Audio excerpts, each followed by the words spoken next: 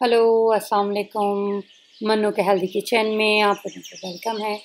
आज जो रेसिपी मैं आप लोगों के लिए लाई हूँ वो है मटन टिक्का बोटी। जी हाँ, ये बिल्कुल भी बाहर कोयलों पे जाके बनाने की आपको ज़रूरत नहीं होगी, बल्कि आप अपने घर में चूल्हे पर तवे पर बना लें।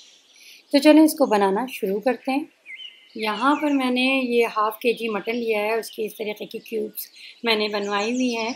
ये बेहतरीन कट टिक्के के लिए होता है और इसको जो टेंडरलाइन कहते हैं हम, और ये बहुत ज़्यादा जूसी भी होता है और ये रिब्स के पास वाला हिस्सा होता है। समझ लें रिब्स के साथ जो दोनों साइड पर जो गोश्त होता है ना, वो समझें बहुत सॉफ्ट सा और जूसी सा तैयार होता है। तो चलें यहाँ पर हम कुछ मसाला लगाते हैं। दही हम ले रहे हैं 2 टेबल स्पून, ठीक है। साथ ही यहाँ पर मैं धनिया पाउडर डाल रही हूँ 1 टीस्पून, और यहाँ पर दूसरी चीज़ मैं इसमें डालूँगी रेड चिली पाउडर डाल रही हूँ। अगर आप स्पाइस कम खाते हैं तो आप यहाँ पर जो है पाप्रिका भी डाल सकते हैं। जिंजर गार्लिक पेस्ट में 1 टेबल स्पून मैंने इसमें डाल दिया है, ठीक है। साथ ही यहाँ पे कच्चा पपीता मैं डालूँ 2 टीस्पून भर के मैं ले रही हूँ, ठीक है। क्योंकि हमने जो है तवे पे बनाना है और बहुत कम टाइम के लिए मैं इसे मैरिनेट करूँगी। साथ ही ज़ीरा पाउडर मैं डाल रही हूँ 1 टीस्पून इसमें, ठीक है। आप ये देख सकते हैं कि इसमें जो बारबेक्यू आइटम्स होते हैं, इसमें जो मसाले होते हैं बहुत ज़्यादा हम डालते हैं, और ख़ासकर ज़ीरा तो बहुत ही ज़्यादा डाला जाता है क्योंकि उसका एक फ्लेवर ही अलग आता है। गरम मसाला मैं इसमें हाफ़ टीस्पून डाल रही हूँ मैं।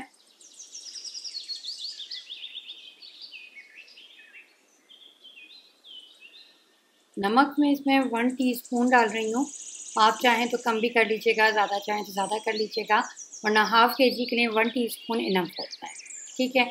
लाल मिर्चें हैं, ये कुटी हुई हैं, 1 टीस्पून मैं डाल रही हूँ। मिर्चें अगर कम खाते हैं तो आप वहाँ जहाँ मैंने रेड चिली डाली है या पाप्रिका डालेंगे तो उसको स्किप कर लीजिएगा, बट इसको स्किप मत कीजिएगा।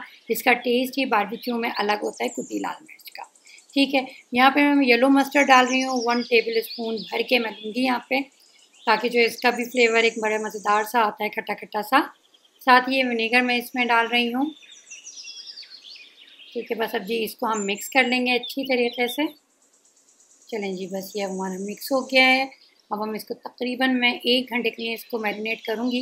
ज़्यादा टाइम के लिए नहीं कर रही क्योंकि इसमें कच्चा पपीता भी डाला हुआ है और विनेगर।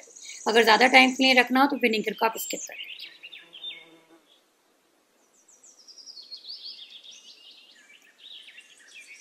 जी, यहाँ पर हमारा 1 घंटा गुजर चुका है और अब हम इसको देख लेते हैं, ठीक है। यहाँ पे मैंने थोड़ी सी स्क्यूवर्स रखी हुई हैं और इसमें हम लगाएंगे सारी टिक्का बोटी को, ठीक है। तो आप देख लीजिएगा आपको इसी, क्योंकि बोटी को जब हम लगाते हैं, चाहे हम बारबेक्यू कर रहे हों बाहर, चाहे हम घर में कुछ बना रहे हों, तो उसके लिए ये चपटी टाइप की होनी चाहिए, ठीक है। गोल वाली होगी तो उस पर ये जो बोटी है वो टिकेगी नहीं, घूमती रहेगी, ठीक है। तो बस इस तरीके से हम इसमें इसको पिरोते चले जाएंगे इस तरीके, ठीक है। अगर बड़ी बोटी है तो लटकने वाला सीन अगर आ रहा है ना इसके अंदर कि बोटी बहुत ज़्यादा बड़ी सी हो गई है, तो उसको हम साइड से इसमें पिरोएंगे ताकि नीचे को कम लगे। इस वक्त तो हम पैन में बना रहे हैं, लेकिन अगर हम इसको बारबेक्यू करेंगे तो वो नीचे कोयले से टच होती रहेगी, ठीक है। तो बस इस तरीके से मैं इस स्क्यूवर में इसको पिरोती चली जा रही हूँ। चलिए जी, हमने 6 इसमें तैयार कर लिए हैं और अब मैं पैन में फ्राई कर, यहाँ पर तकरीबन 2 से 4 टेबल स्पून आप ऑयल ले लीजिएगा। थोड़ा ही हमें ऑयल चाहिए, ज़्यादा नहीं, ठीक है। और पैन के अंदर में ये सारी जो है टिक्का बूटी रख दी, ठीक है। आँच मैं हल्की कर रही हूँ ताकि ऐसा ना हो कि ये जल जाए। और अब मैं इसको कवर कर दूँगी ताकि इसी स्टीम में ये अच्छी तरीके से पक जाए। जी, यहाँ पर आप देख सकते हैं इसको। अब हम इसको देखते हैं, पलट देते हैं थोड़ा सा। ये देखिए हल्का सा कलर चेंज हुआ है इसका, ज़्यादा नहीं हुआ है। तो बस इसको एक दफ़ा पलटने के बाद इसको फिर से हम कवर कर देंगे।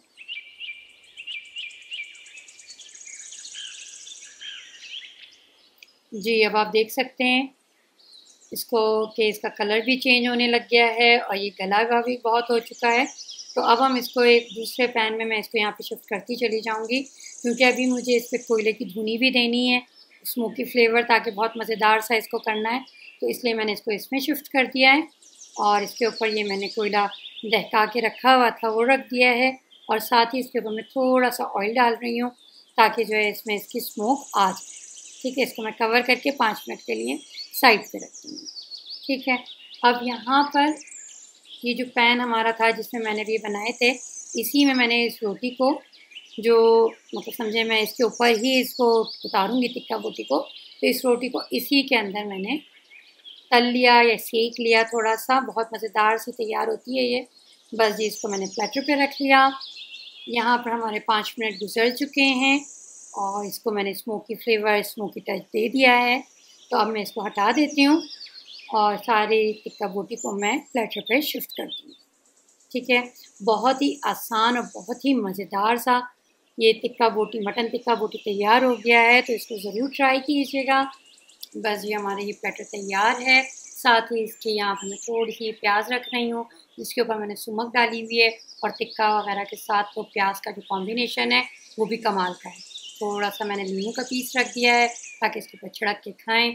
बहुत ही आसान, बहुत ही मज़ेदार। तो इसको ज़रूर ट्राई कीजिएगा और इसके साथ ही आप मन्नू को इजाज़त दीजिए। इंशाल्लाह ताला नेक्स्ट वीडियो में आपसे मुलाकात होती है। सब्सक्राइब करें, हाफ़िज़। बेल आइकॉन को प्रेस करें ताकि मेरी नेक्स्ट वीडियो आपको फ़ौरन पहुंच सके।